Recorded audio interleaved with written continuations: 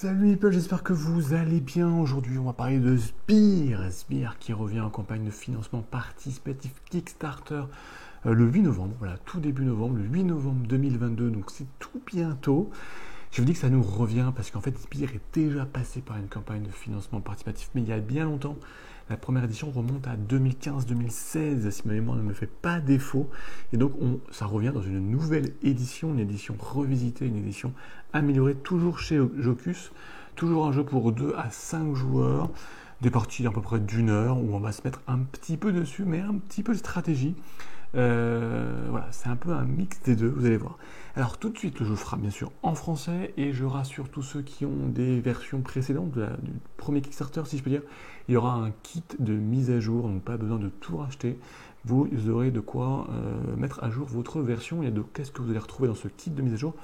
Vous allez retrouver toutes les cartes, même les anciennes, parce qu'en fait les dos de ces cartes de la nouvelle édition sont différentes, donc vous retrouvez toutes les cartes. Vous allez retrouver 2 nouvelles extensions et puis les règles. En revanche, vous allez voir le plateau dans la première version était en long. Là, il est en cercle, mais c'est juste une question de mise en place. Donc ça, vous ne l'aurez pas. Mais ça ne change pas le cœur du jeu. Et puis, sinon, si vous voulez vous lancer dans Sbire, ça vous coûtera à peu près une cinquantaine d'euros, a priori, pour vous lancer avec le jeu de base, puis les extensions qui sont incluses, et puis d'autres choses. Alors, on va découvrir ensemble de ce fameux Sbire. Donc là, vous avez un peu la mise en place qui est très rapide. C'est un jeu qui est très simple à mettre en place, très rapide. On a un plateau central où tout va se jouer avec différents lieux. Il y a 5 lieux qui sont accessibles, donc de couleurs, rouge, violet, bleu, jaune et vert. Donc vous avez la salle du trône. En vert, vous avez la taverne. En bleu, vous avez le château. En jaune, le château, pardon. En bleu, je regarde ce que j'ai un trou, c'est la salle d'armes. En rouge, c'est la grande place, pardon. Et puis en violet, c'est l'église. Les noms des lieux n'ont pas grande importance. Mais il y a des tas de cartes, qu'on va récupérer les cartes, on va jouer ces cartes, et en 4 tours, on va regarder qui est le meilleur, qui va pouvoir monter sur le trône. Pour ça, on a chacun 8 petits meeples. Donc 8 meeples de couleur. Donc c'est une des nouveautés qu'il y a dans cette nouvelle version. C'est le design des meeples qui est revisité. Donc on en a 8. Et puis voilà. Et puis on va débuter la partie avec ça. Alors comment est-ce que ça se passe? Il y a 4 tours de jeu au maximum, où la partie prend fin dès qu'il y a un joueur qui a 30 points de victoire. Chaque tour de jeu, donc, c'est en 3 phases. La première phase, c'est on récupère tous nos meeples. Et puis on va les jouer sur les différents lieux. Donc là, en fait, tout simplement, à son tour de jeu, on dépose un meeple sur un des 5 lieux et on vient récupérer la carte de la pioche. Ensuite, c'est un autre joueur qui va jouer, par exemple, qui va jouer là, qui va récupérer une carte. Un autre joueur qui peut venir sur le même lieu et qui va récupérer une carte. Et puis voilà, et puis on va continuer comme ça jusqu'à avoir joué nos 8 meeples. Et donc, on va se constituer une main de cartes qui va être panachée, donc des différentes couleurs. On peut venir bien sûr, et ça peut même être conseillé de venir dans le même endroit. Donc là on va faire tac, on va continuer. Moi je prends 2 là, le jaune revient, il reprend une violette, le vert il prend du vert. Là je fais vraiment un petit peu au pif, mais c'est pour vous montrer. Donc on peut chacun de tour vraiment nos différents meeples, tac, jusqu'à ne plus en avoir. Alors, pardon, j'ai joué trop vite, tac. Alors, il y a une petite règle à respecter quand même, c'est que dans chaque lieu, il y a un nombre de meeples maximum maximum. Donc ici, quand tu as 3 joueurs, c'est 5 meeples. Donc là, j'en ai mis un de trop, par exemple, je n'ai pas regardé. Donc à 2 joueurs, ce serait 4 meeples. À 3, c'est 5. À 4, c'est 7. Et à 5, c'est 8 meeples. C'est pareil pour toutes les zones. Donc là, ici, je ne peux plus en mettre. Le majorité, il y a déjà le maximum. On va mettre là, tac. Ici, là, je suis à 5, c'est le maximum. Là, je suis à 1, 2, 3, 4, 5, c'est le maximum. Lui, il va venir ici pour le maximum. Et elle va venir là pour faire ça. Et donc là, 2, 4, 5, 2, 4, 5. Voilà, là, j'en ai maximum à chaque fois. On a récupéré donc 8 cartes des couleurs en fonction de là où on est lié. Là, on a posé les meeples. Ensuite, on va regarder les majorités. Dans chaque lieu, le joueur qui est majoritaire pioche une carte supplémentaire. Donc ça peut être intéressant pour la suite de la partie. Donc là, ici, le joueur jaune va piocher une carte violette en plus. Là, c'est qui? Et bien là, c'est personne parce qu'il y a 2 verts et 2 marrons, donc il n'y a pas de majorité. Ici, c'est le joueur marron qui prend une carte jaune supplémentaire. Là, c'est le joueur vert qui a carte qui en prend une supplémentaire. Et là, c'est le joueur jaune, qui en prend une supplémentaire. Donc on se récupère comme ça des cartes, 8, 9, 10 cartes. On n'a pas tous le même nombre de cartes, donc en fonction des majorités. Ensuite on passe à la deuxième phase, qui est la phase d'action. Donc là tout simplement à son tour de jeu, chacun à son tour, on va jouer une carte et on va passer au joueur suivant. Il y a 3 types de cartes dans Sbire. Il y a des cartes à effet immédiat, donc ça se voit ici avec le petit éclair. Donc là, tout simplement, à son tour de jeu, on joue une carte à effet immédiat et on applique immédiatement l'effet qui est indiqué. Donc, pour ici, le chérubin. Les chérubins sont les enfants, et c'est-à-dire c'est les nouvelles cartes dans cette nouvelle version revisitée. Le chérubin, il me dit que je gagne immédiatement un point de victoire. Donc, je prends mon plateau et je commence, je gagne un point de victoire. Et cette carte-là est ensuite défaussée, donc dans la défausse de la couleur. Ensuite, au joueur suivant, donc qui va jouer par exemple aussi une autre carte, je sais pas, mon attaque. Il va jouer, alors il peut jouer différentes cartes. Il joue une carte par exemple de duel. Donc on y reviendra. Un duel, c'est une action immédiate. Il va désigner un joueur et un combat qui va commencer. On va y revenir juste après. Donc là, c'est les premières cartes, c'est les cartes à action immédiate. Donc on joue les cartes, il y a plein d'effets de jeu. Il y a des effets pour gagner des points de victoire, il y a des effets comme celle que je viens de jouer. Vous pouvez la jouer en réaction qui vous permet d'éviter un duel et de faire perdre des points de victoire à notre joueur. Il y a des cartes qui vous permettent de voler des meeples aux autres joueurs pour le tour d'après. Il y a plein de cartes différentes. Il y a des cartes ensuite, le type de carte, le deuxième type de carte, c'est les cartes qui vont en réserve. Elles sont marquées ici avec un petit losange. Un losange. Donc ça, il vient dans votre réserve. Votre réserve, en fait, vous avez le droit à avoir 8 cartes dans votre réserve. Ce sont les cartes qui ont des effets permanents durant toute la partie. Chaque carte qui est mise en réserve, vous pouvez avoir plus ou moins du même type. Donc là, c'est indiqué, c'est une seule carte de ce type-là. Parfois, ça peut être 2, 3 ou 4. Là, pareil, ce sont des effets différents. Alors, une carte, pour que l'effet d'une carte en réserve, il faut forcément d'abord la jouer en réserve et après, on peut jouer l'effet. On ne va pas jouer directement l'effet de la carte. Donc, c'est en deux temps, si je puis dire. Et donc là, il y a plein d'effets. Donc, ici, par exemple, on verra à la fin, ça vous rapporte des points de victoire à la fin de chaque tour. Qu'est-ce qu'on a ? Là, vous verrez, à un moment donné, ça vous permet à tout moment, on peut défausser cette carte pour relancer un dé, parce qu'on va voir, on peut lancer les dés. Il y a quoi comme là, c'est que les cartes action, il y en a plein différentes, il y a plein d'effets. On va regarder un petit peu après. Voilà, donc là, pour ici, c'est les galopins. À votre tour, vous pouvez incliner cette carte pour voler une carte à un adversaire de la couleur du lieu où il est majoritaire. Donc, par exemple, si j'avais joué cette carte, c'est votre tour après. Eh bien, j'aurais pu utiliser cette carte. Donc, à votre tour, je ne joue pas une carte, j'active ma carte qu'en réserve. Je l'incline, c'est-à-dire qu'elle a été utilisée ce tour-ci, je ne pourrais pas l'utiliser une deuxième fois. Et donc là, je viens voler une carte à un joueur dans un lieu où il était majoritaire. Donc, par exemple, je viens voler ici une carte violette de la main du joueur dans cette zone-là, puisqu'il était majoritaire. Donc, hop, je peux voler une carte. Donc voilà, il y a d'autres cartes, il y a d'autres effets. Il y a qu'est-ce qu'il y a hop là, ici le cabot. Le cabot à votre tour, donc vous pouvez incliner cette carte et choisir une défausse, puis ajouter la carte du dessus de la défausse dans la main. Donc vous pouvez récupérer une carte. Donc là, c'est surtout les cartes actions. Qu'est-ce qu'on a? Allez, on va pas toutes les faire, mais on va regarder un petit peu. Là, vous avez d'autres démonstrateurs. On verra à la fin ce que ça fait, ça donne des points de victoire. Là, ici, par exemple, ici, le prodige. Il vous dit qu'à la fin de votre tour de jeu, gagnez un point de victoire. À la fin du jour, donc, ou considérez cette carte comme n'importe quelle carte de démonstration, on y reviendra, c'est pour gagner des points de victoire. Donc vous voyez, il y a plein d'effets à combiner. Et donc on joue comme ça, jusqu'à ne plus avoir de cartes en main. Donc ça peut être, c'est pas au même moment, puisqu'on aura plus ou moins de cartes selon ce qu'on a réussi à récupérer à la première phase. Et lorsqu'on a joué toutes ces cartes, et ben on passe à la dernière phase, qui est la phase de points de victoire. Et puis là, en fait, ce sont des cartes, donc là, les cartes vont nous rapporter des points de victoire. Qui sont des cartes qui sont en réserve de nous rapporter des points de victoire, ce sont les cartes donc, de démonstrateurs. Et en fait, il faut aussi en combiner plusieurs de la même couleur et différents. Donc ça vous rapporte un point de victoire si vous avez une seule, 3 points de victoire si vous avez 2 cartes différentes comme ici, et 5 points de victoire si vous avez 3 démonstrateurs. Donc tac, vous marquez les points de victoire. Donc ici, je marque 3 points de victoire, donc je viens mettre mes 3 points de victoire supplémentaires sur ma petite roulette. Ensuite, si par hasard il vous restait des cartes en main, parce que vous n'avez pas tout joué, et bien vous les défaussez.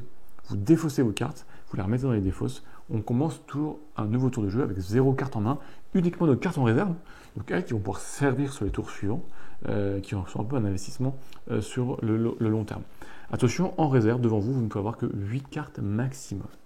Et il reste un troisième type de carte que je ne vous ai pas présenté. Alors là, il y a une seule, c'est carte atout. Les cartes atout, il y a une seule carte atout par pioche. Donc il y a une carte verte atout, une rouge, une violette, une bleue, une jaune. On ne peut avoir qu'une seule carte atout devant soi, elle ne compte pas dans notre réserve, donc elle vient en plus des 8 cartes. C'est une carte qui est souvent très puissante. On va les regarder parce que celles-ci elles sont importantes. Donc la carte verte, c'est une carte qu'on va devoir incliner. Donc après avoir posé un pion sbire sur un lieu, et bien vous pouvez incliner cette carte pour pouvoir piocher 2 cartes au lieu d'une. Très forte. Ici, l'atout, il est là. Donc, c'est celle-ci. La vaillance.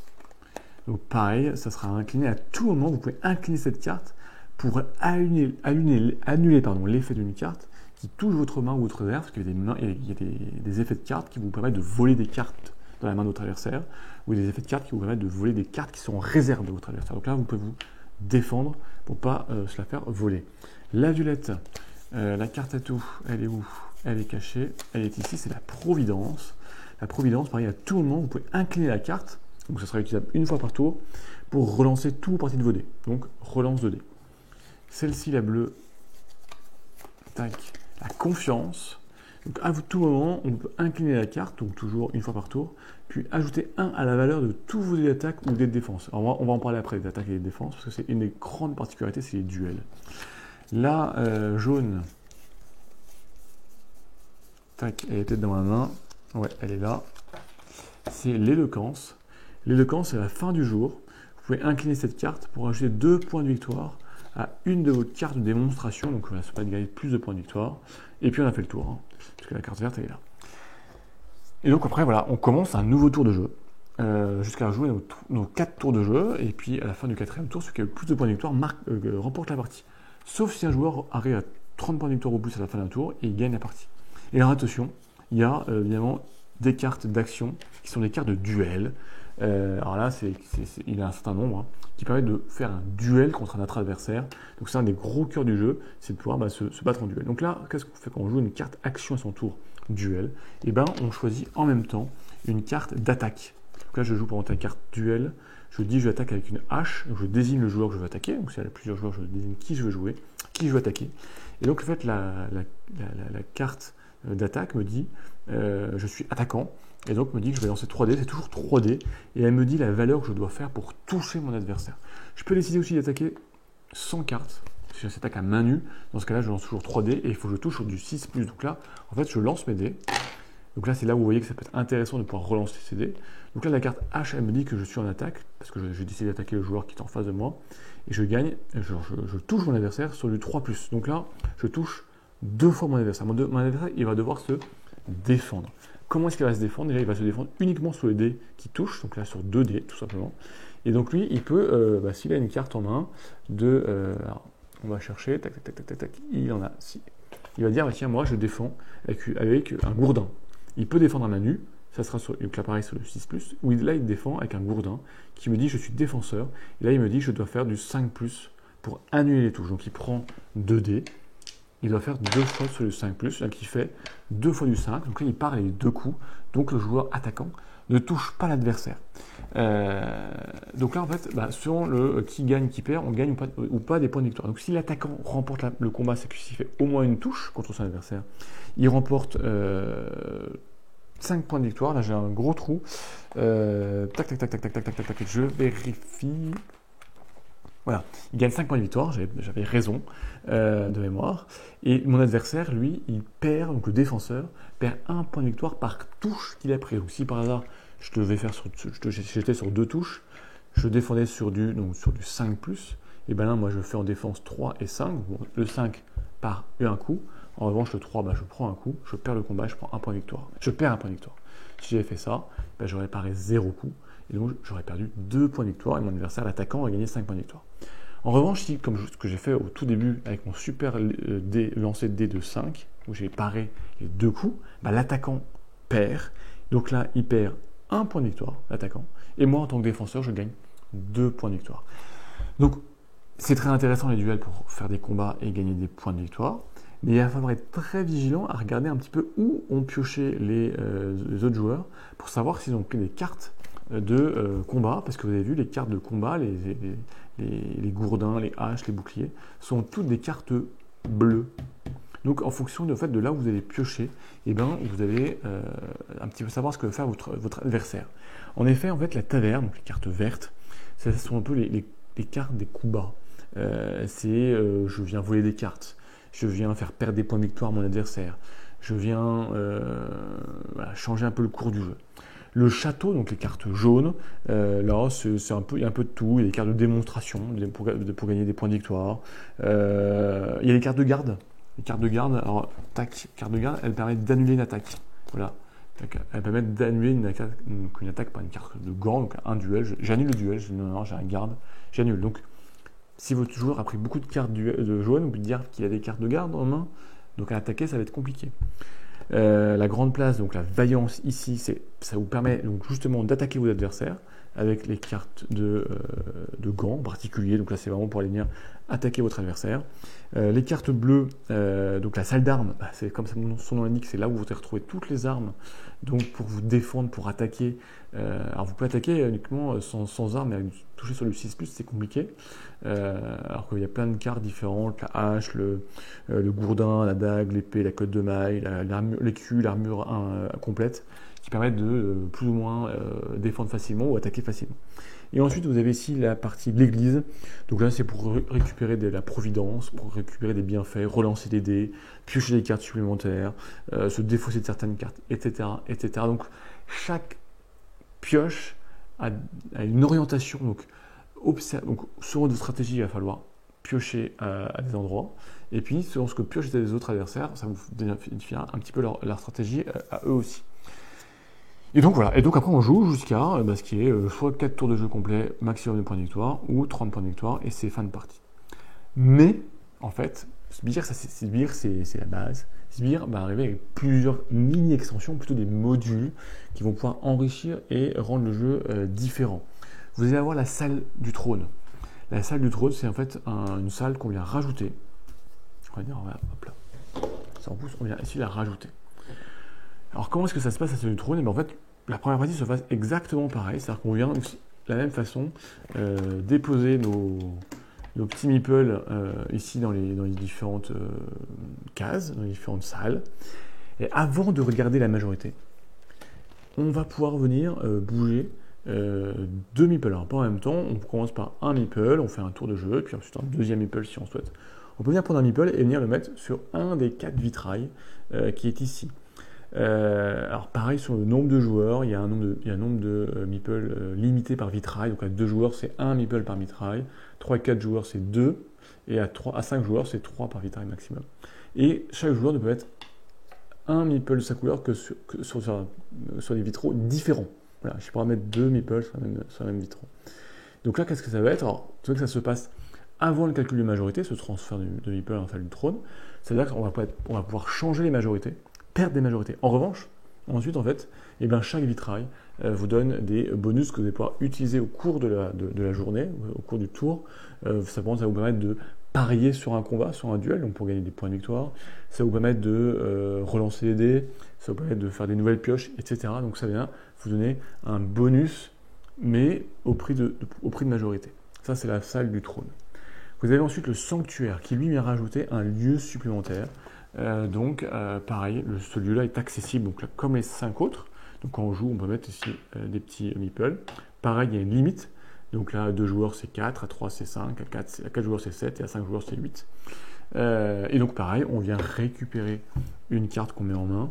Alors c'est le sanctuaire. Le sanctuaire, donc il a des effets de jeu un petit peu différents. On va pouvoir venir, par exemple, on va pouvoir sacrifier des meeples pour gagner des points de victoire avec le loup-garou, je crois de mémoire. Non, le chasseur, pardon. Je ne sais plus où il est. Le chasseur. Je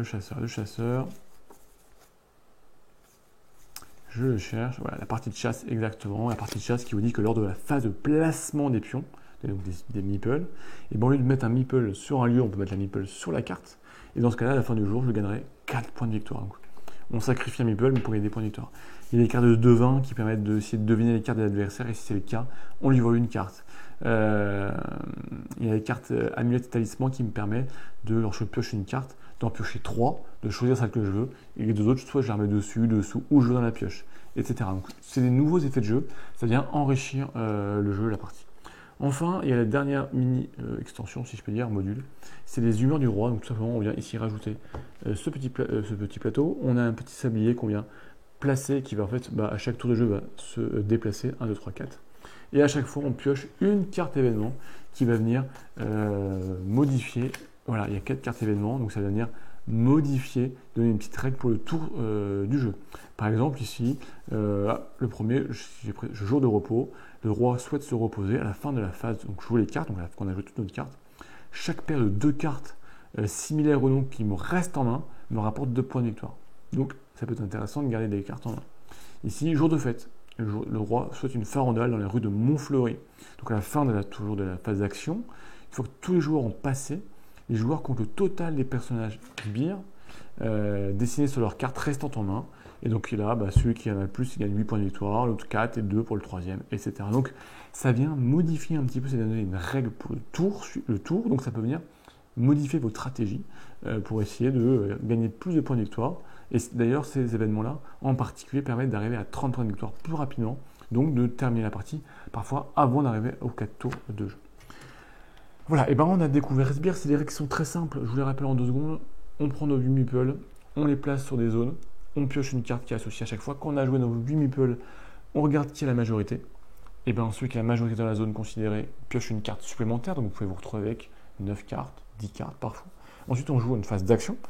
Donc, chacun son tour, on joue une carte qui est soit immédiate, on réalise l'action qui est immédiate, des points de victoire, voler des cartes, voler des sbires, etc. Soit c'est une carte qu'on pose en réserve, on a 8 maximum en réserve. Et ensuite, cette carte en réserve, elle va avoir un effet, se protéger, annuler un effet de jeu, relancer les dés, etc., etc. Des cartes de duel, donc là on se bat. Donc là on lance 3 dés en attaque, 3 dés, des dés en défense selon la valeur d'attaque. Tac, et celui qui gagne des points de victoire, celui qui perd en perd, c'est logique. Et troisième phase, on regarde les cartes qu'on a dans notre réserve et on gagne des points de victoire selon et grâce à certaines cartes qui rapportent des points de victoire. Ensuite on défausse toutes nos cartes sauf celles en réserve et on passe à un nouveau tour de jeu, plus les modules. Alors, qu'est-ce que je peux vous dire de ce jeu? Alors déjà, au niveau matériel, c'est du prototype, donc ça va être amélioré. J'avais pas la première version, donc la mise en place, je sais pas s'il y a une grosse amélioration. En tout cas, c'est contenu, c'est très visible, c'est très visuel, c'est en rond, là, c'est pas mal. Au niveau du design, on est sur un côté un petit peu humoristique. Donc ça donne un peu ce côté, on est là pour se taper dessus, des coups un peu dans le dos, etc. Donc c'est assez sympa. En revanche, voilà, c'est un système de meeple avec des autocollants. Ça colle pas très bien, alors c'est du prototype et surtout c'est un petit peu trop grand. Alors ça, on en a parlé avec l'éditeur par rapport au meeple, donc ça devrait être corrigé. Donc ça, ne vous inquiétez pas, parce que je préfère vous le dire, parce que vous n'avez plus voir dans la vidéo. Là, ça s'accroche avec des autocollants un tout petit peu plus petits, ça va bien coller, ça va être super. Au niveau du jeu, alors à la base, moi, je suis pas trop. Je m'attendais à un jeu vraiment un petit peu d'ambiance, où on vient se taper dessus. Et c'est pas forcément ce que je préfère. Et en fait, c'est un peu ça, mais pas que. Et c'est ça qui marche bien. C'est-à-dire que dans Sbire, il y a ce côté, effectivement, on laisse nos amitiés avant de la partie, on les récupère à la fin de la partie. Parce qu'entre deux, on va jouer ces cartes de duel. Mais j'ai fait un duel contre un joueur parce qu'il a plus de points de victoire. Mais en fait, il va jouer une carte qui va faire que le duel va changer d'adversaire contre un autre adversaire que je n'avais pas prévu. Et ça ne m'arrange pas, etc. Donc il y a un peu ces côtés un petit peu perfide, trahison, sournois, etc., etc. Donc il y a un peu un côté ambiance, et puis on peut essayer de titiller d'autres joueurs, mais tiens, attaque-le, enfin voilà, il y a tout ça, c'est vrai. Mais en fait, il y a une grosse part de stratégie quand même qui est cachée de tout, parce que déjà, lorsqu'on pose un meeple, il faut regarder les majorités, parce qu'avoir une carte de plus, ça va permettre de jouer un tour de plus parfois, quand les autres n'auront plus de cartes, et de faire le duel à ce moment-là, par exemple. Donc ça peut être, voilà, ça peut vraiment orienter les stratégies. Ça va être aussi quel type de carte je vais vouloir prendre. en fonction des pioches, qu'est-ce que les autres joueurs vont vouloir prendre, et quels combos je vais pouvoir essayer de réaliser pour marquer plus de points de victoire ou pour me défendre, etc. Donc en fait, il y a plein de petites stratégies quand même derrière tout. Donc derrière ce côté loufoque, enfantin, on se tape dessus, machin, gentiment, les points de victoire, et bien en fait, il faut garder la tête froide et ne pas oublier sa stratégie pour essayer de gagner la partie. Donc moi, je ne peux pas comparer au premier sbire, parce que je découvre sbire avec ce prototype, et en fait, je m'attendais à un jeu vraiment uniquement ambiance entre guillemets, et en fait c'est ambiance mais pas que. Alors ça met de l'ambiance clairement, mais en fait il y a une petite partie stratégie, ce qui fait que quand même c'est jouable avec 2 joueurs largement, mais c'est plus sympa à 3 et 4 joueurs et 5 joueurs parce qu'en fait je ne l'ai pas joué à 5 joueurs, mais voilà. Quand on a plus de joueurs en tout cas, on le sent bien que il y a plus d'aléatoires, il y a plus de rebondissements dans la partie en fait. Il faut faire attention à tout le monde, qui j'attaque pas, mais attaque le voisin, etc., etc. Ce qui est un peu moins de joueurs, ce qui est aussi très sympa, mais un peu plus stratégique et un peu moins fun. Donc voilà. Mais voilà, 4 joueurs, c'est très sympa. 5 joueurs, je ne l'ai pas fait, il faudrait que je le fasse. Mais je pense que ça va être un peu plus marrant, mais un petit peu côté stratégique. Franchement, moi, plutôt jolie découverte. Agréable surprise, je le cache pas, je ne m'attendais pas à ça, donc tant mieux, à vous de voir si Sbire, et sachant que c'est un jeu qui est déjà connu en fait, donc il y a déjà un gros retour, donc l'éditeur Jocus facilement peut venir améliorer et peut venir corriger ce qui a besoin d'être corrigé la première version, que je ne connais pas, donc je ne peux pas comparer plus que ça. Donc allez voir, c'est Kickstarter le 8 novembre. Il y a un kit de remise à niveau, si je peux dire, si vous avez la première version. Si vous ne connaissez pas comme moi, vous pouvez aller sur le pledge de base ou des extensions. Les petits modules, je n'ai pas parlé, mais on va parler en termes d'avis. Ça amène, en fonction de ce qu'il y a un peu plus de stratégie, ça amène un peu de renouveau dans les parties. Ils sont super simples à mettre en place. Et sachant que vous pouvez même jouer plusieurs modules les uns avec les autres. Mais alors là, attention quand même, parce que ça devient un petit peu parfois presque trop stratégique et on perd ce côté un peu fun, un peu ambiance. Donc voilà, équilibre. Après, en fonction de ce que vous voulez faire, si vous voulez une grosse partie avec plein de modules ou juste une partie entre midi et 2, rapide, fun, un peu de stratégie, bonne ambiance. Donc voilà, donc ce qui permet de faire le jeu un petit peu à votre main en fonction du temps que vous voulez passer et de l'ambiance que vous voulez avoir autour de votre table. Si tout va bien, vous aurez une vidéo de partie. Donc ça vous donnera vraiment l'ambiance. On devrait être 3 joueurs au moins, j'espère.